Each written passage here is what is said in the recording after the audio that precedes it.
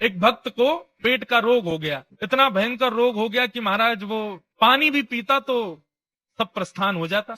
लेकिन उस भक्त का नियम था, वो जगन्नाथ भगवान के दिन में 8 बार दर्शन करता था, लेकिन पेट के रोग की वजह से मंदिर ही नहीं जा पा रहा था। समुद्र के किनारे विलाप कर रहा था, भयंकर रोग हो गया था, मलमूत्र में सना हुआ पड़ा था।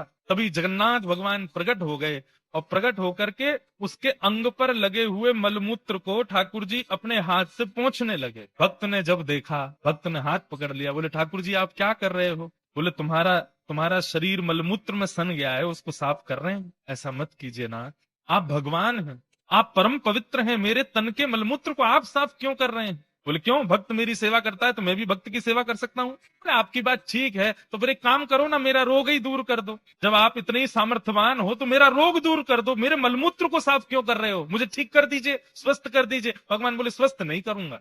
भक्त ने पूछा क्यों? तब इतना सुंदर उत्तर ठाकुर जी देते हैं, सबको सुननी चाहिए ये बात। आप इसके बाद कभी नहीं कहोगे कि हमारे दुख दूर करो। ठाकुर जी कहते हैं देखो, मानव के जीवन में वो जो कुछ भी भोगता है वो सब अपने प्रारब्धों से भोगता है, और प्रारब्ध जब पूरा भुग जाएगा तभी वो मेरी प्राप्ति कर पाएगा, उससे पहले मेरी प्राप्ति नहीं हो पाएगी। यदि व्यक्ति कहे कि मेरे संकटों को दूर कर दो, तो इसका मतलब क्या हुआ?